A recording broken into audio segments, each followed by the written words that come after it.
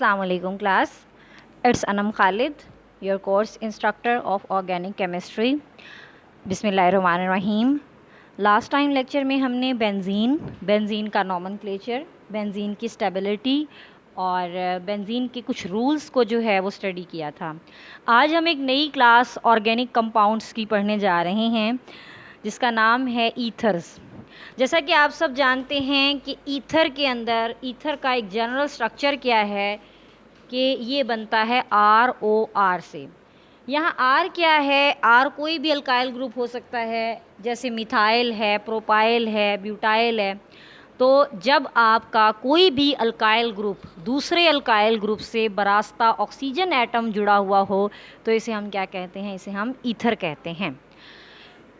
तो class start करते हैं। पहले ईथर की डेफिनेशन देखते हैं। ईथर क्या है? ये ऑर्गेनिक कंपाउंड की क्लास है, ठीक है। That contain an ether group. इसके अंदर क्या होता है? एक ऑक्सीजन ईथर ग्रुप होता है। अब ये ईथर ग्रुप है क्या? जिसकी दोनों साइड पर एक ऑक्सीजन एटम है और दोनों साइड्स पर आपके पास या तो कोई अल्काइल ग्रुप है या कोई भी अराइल ग्रुप मौजूद है। जनरल फार्मूला स्टूडेंट्स इसका देखें, ROR। ROR का क्या मतलब है? ये भी कोई अल्काइल ग्रुप है, methyl, ethyl, propyl, butyl, pentyl, और ये भी कोई R ग्रुप मौजूद है।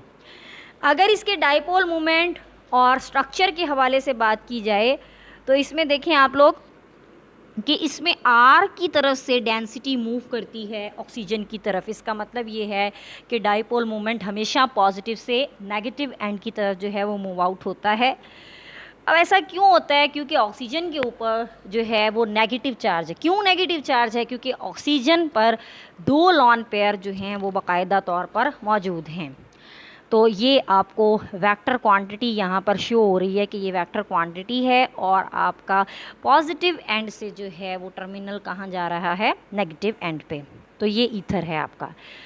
एग्जाम्पल्स के साथ हम इसकी क्लासिफिकेशन देखते हैं। क्लासिफिकेशन होती क्या है इसकी? ईथर को हम 2 कैटेगरी में डिस्क्राइब करते हैं।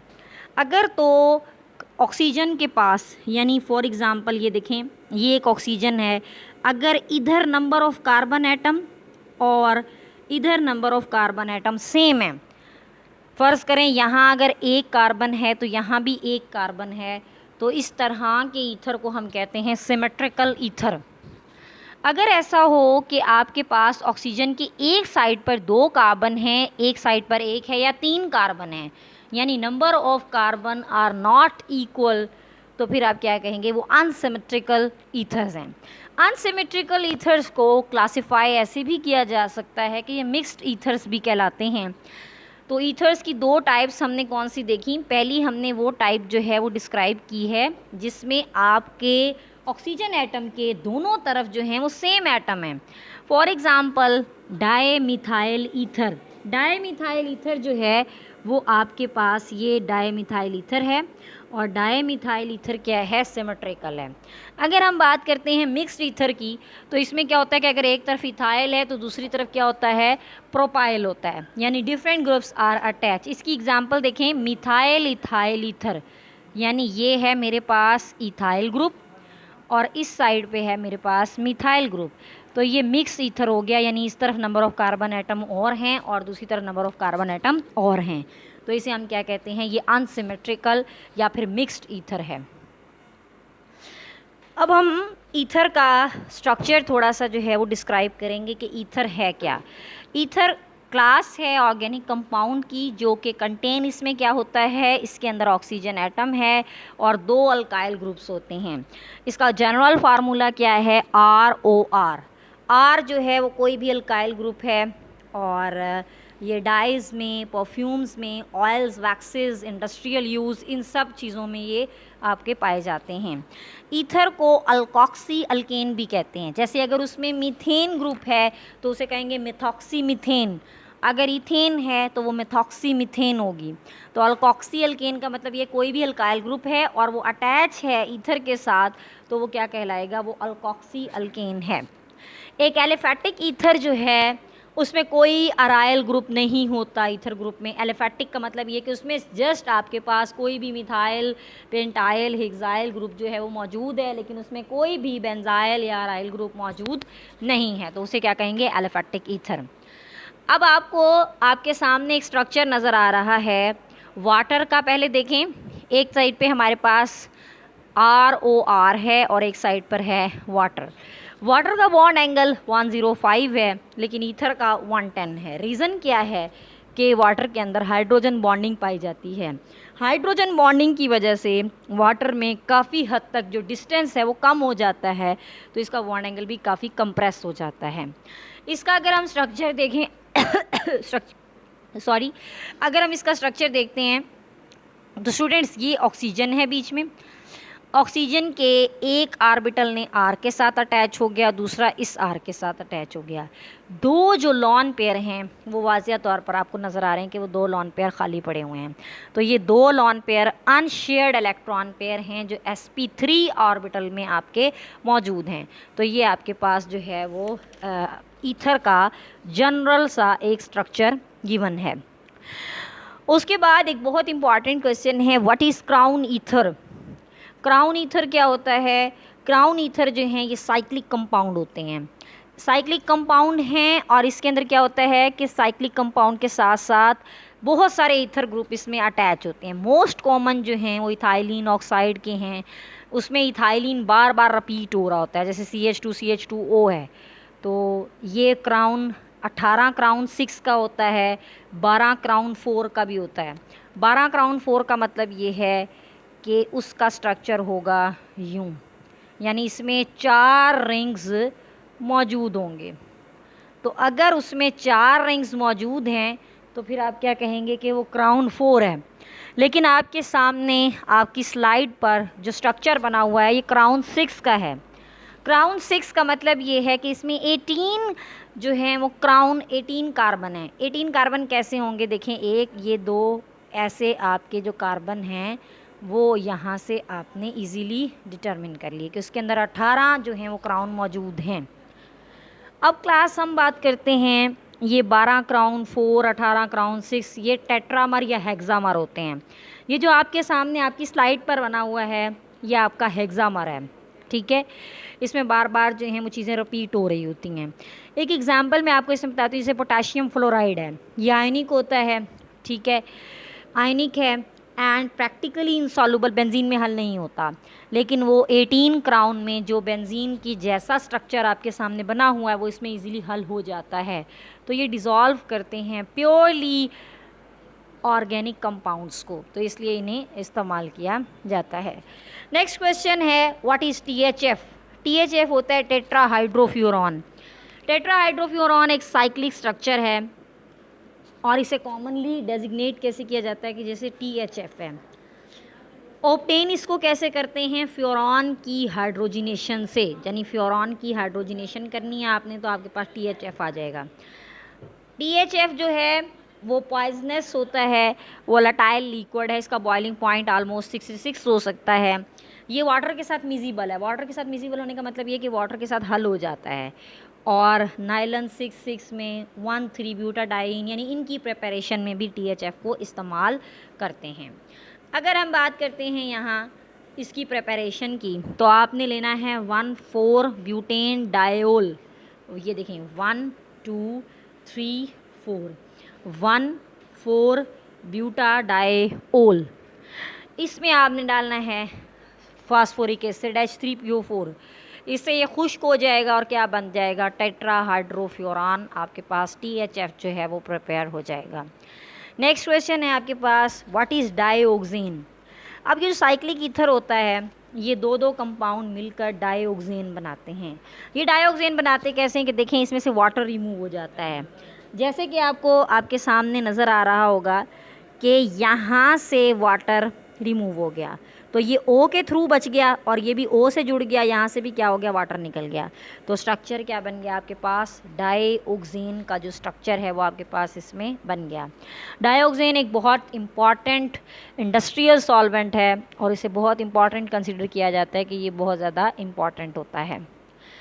अब आगे चलते हैं कि ये जो ईथर है ये एंटीबायोटिक्स के तौर पर भी बिहेव करता है। एंटीबायोटिक्स जो हैं, डेफिनेशन से ज़ाहिर हो रहा है, एंटी का मतलब होता है अगेंस्ट और बायोस का मतलब होता है लाइफ। एंटीबायोटिक्स की डेफिनेशन क्या हो गई कि ये लाइफ के अगेंस्ट चलते हैं, यानी बैक्टीरिया वगैरह को किल करते हैं। 1950 में जो है पॉलीईथर के एंटीबायोटिक्स जो हैं वो निकाले। इसकी एक बेहतरीन एग्जांपल मोनोएंसन की है। अब ये मोनोएंसन क्या है कि किस तरीके से बिहेव करता है, यहाँ ये जानना ज़रूरी है। अब पहले उन्होंने थोड़ा आपको बताया कि ये है क्या, पॉलीईथर एज एंटीबायोटिक्स कैसे बिहेव करते हैं। तो कार्बोक्सिलिक पॉलीईथर जो हैं, इन्हें पॉलीईथर एंटीबायोटिक्स भी कहते हैं। यूनिक क्लास है कंपाउंड की, और ये इन्फेक्शियस डिजीज़ जो हैं आपकी, प्रोटोजोआ है, बैक्टीरिया है, वायरस है, उसको क्या करता है, ख़त्म करता है। मोनोएंसिन ए एक आइसोफोर है, ये क्राउन ईथर से रिलेटेड होता है। अब ये क्या करता है, ये बहुत सारे मोनोवैलेंट कैटाइंस जो आपके पास होते हैं, जैसे लिथियम है, सोडियम है, पोटाशियम है, रोबेडियम है, सिल्वर है, ये उनको एनगल्फ करता है, उसकी एनगल्फिंग करता है, और ये ब्लॉक करता है इंट्रासेलुलर प्रोटीन ट्रांसपोर्ट को, और एंटीबायोटिक, एंटी मलेरियल और इन चीज़ों को क्या करता है, उन चीज़ों को डीएक्टिवेट करता है। ठीक है, तो इस वजह से ये एंटीबायोटिक के तौर पर भी बिहेव करता है। अब इसमें देखिए मोनोएंसन का फार्मूला आपको नज़र आ रहा होगा, इसके अंदर क्या है ये एज सच आपने ड्रॉ करना है इसको। ठीक है, तो ये एक ऑर्गेनिक कंपाउंड है मोनोएंसन, और ये करता क्या है, ये डिसरप्ट कर देता है आपके जो सोडियम सेल हैं उनको, डिसरप्ट करके आपको एक जो है वो उससे बचाता है, जैसे इंटेस्टाइन वगैरह है, चिकन्स की इंटेस्टाइन है, उन्हें पैरासाइट्स की जो मौजूदगी है ये उसको ख़त्म करता है। तो इसलिए ये एज एन एंटीबायोटिक जो है वो काम आता है। नेक्स्ट हम देखते हैं ईथर, इतनी बड़ी क्लास ऑफ कंपाउंड है, अब हमने इसको प्रिपेयर कैसे करना है, यहाँ ये क्वेश्चन इंपॉर्टेंट है।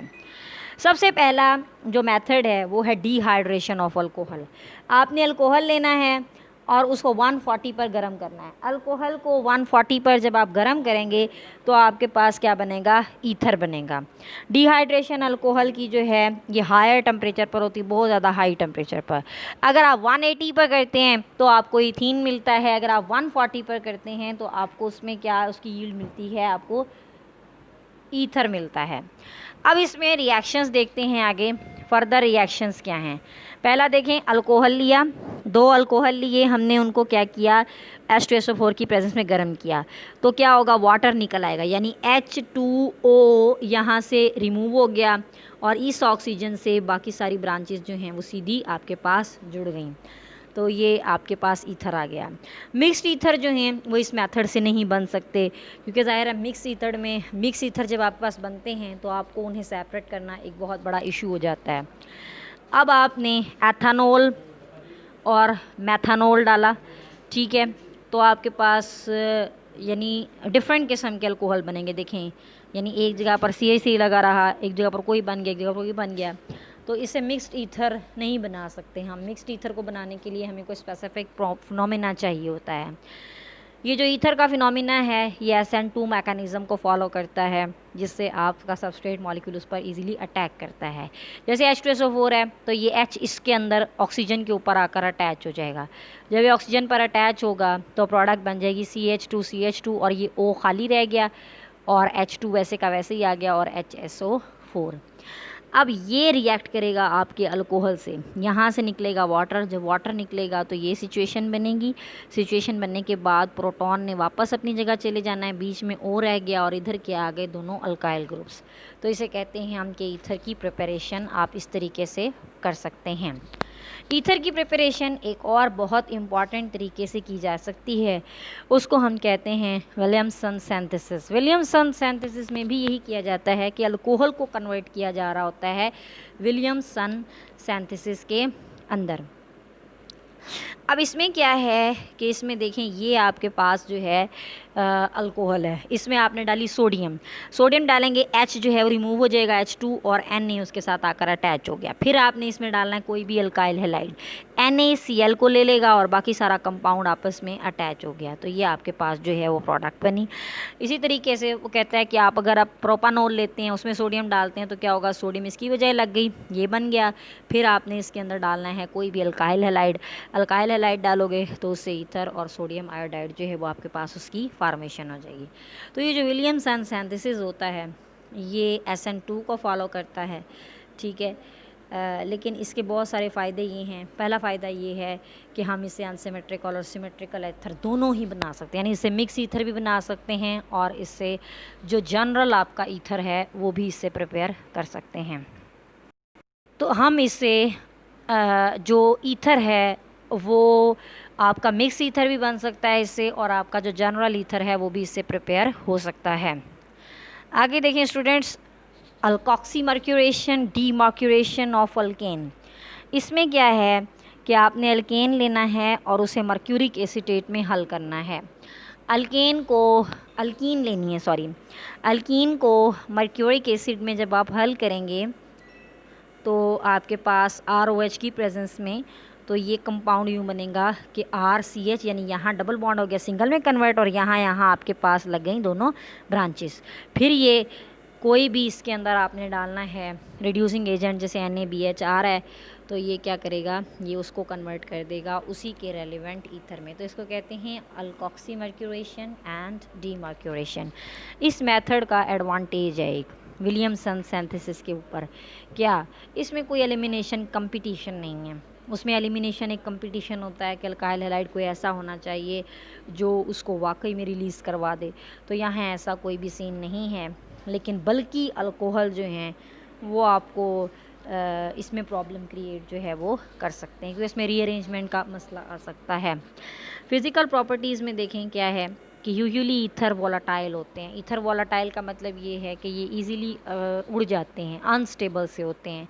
वॉलाटाइल लिक्विड हैं, हाईली इन्फ्लेमेबल हैं, यानी इन्हें आग नहीं लग सकती, विद लो बॉइलिंग पॉइंट, इनके बॉइलिंग पॉइंट लो है। ज़ाहिर है जिस चीज़ में फोर्सेस ऑफ अट्रैक्शन जो हैं वो कम होंगी वो इजीली बॉयल भी हो जाएगा, क्योंकि इसमें फोर्सेस कम हैं। They are slightly soluble in water, ये वाटर में सॉल्युबल होते हैं, लेकिन ये ऑर्गेनिक सॉल्वेंट में ज़्यादा हल हो जाते हैं क्योंकि इनकी नेचर भी ऑर्गेनिक है। ईथर मॉलिक्यूल जो हैं वो हाइड्रोजन बॉन्डिंग शो नहीं करते, लेकिन अगर इन्हें अल्कोहल के साथ ऐड कर दिया जाए तो फिर ये कुछ ना कुछ हद तक जो है बॉन्डिंग को शो करते हैं। यानी ये देखें, अगर सिंपल ईथर जो है वो कभी भी हाइड्रोजन बॉन्डिंग नहीं शो कर सकता, लेकिन अगर ये अल्कोहल और अल्कोहल है वो आपस में स्ट्रॉन्ग हाइड्रोजन बॉन्डिंग शो करेंगे। लेकिन अगर आपके पास कोई ईथर और अल्कोहल है तो फिर भी स्लाइटली उसमें हाइड्रोजन बॉन्डिंग मौजूद हो सकती है। अब स्टूडेंट्स हम आते हैं इसके रिएक्शंस की तरफ।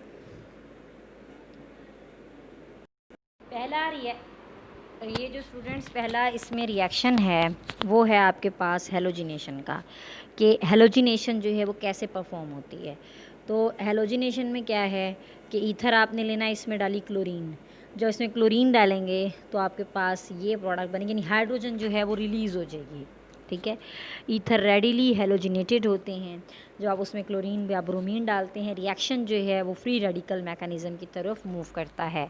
जैसे फॉर एग्जांपल क्लोरीन इसके अंदर ऐड की मैंने, तो एक क्लोरीन जो है वो यहाँ ऐड हो जाएगी, एक यहाँ ऐड हो जाएगी, तो यहाँ से आपका हाइड्रोजन जो है वो रिलीज़ हो जाए, हाइड्रोजन गैस जो है वो इसके अंदर आपके पास बाय प्रोडक्ट आएगी। नेक्स्ट में है फॉर्मेशन ऑफ ऑक्सोनियम साल्ट। अब ये लॉन पेयर की वजह से ऑक्सोनियम आइन भी बना सकते हैं, क्योंकि ज़ाहिर है ये वीक बेस बन गया, ईथर वीक बेस बन गया, तो जब वीक बेस होता है वो अपना इलेक्ट्रॉन का पेयर इजी किसी को डोनेट कर सकता है। स्ट्रॉन्ग एसिड जो होते हैं ये HCl वगैरह, उनके साथ ये क्या करता है, ऑक्सोनियम आइन बनाता है। अब कैसे बनेगा, ये देखें, ये ईथर है और ये HCl है, ये H इसके ऊपर मूव कर जाएगा, जब ये H इसके ऊपर मूव करेगा तो प्रोडक्ट ये बन जाएगी और क्लोराइड आइन हो जाएगा अलग।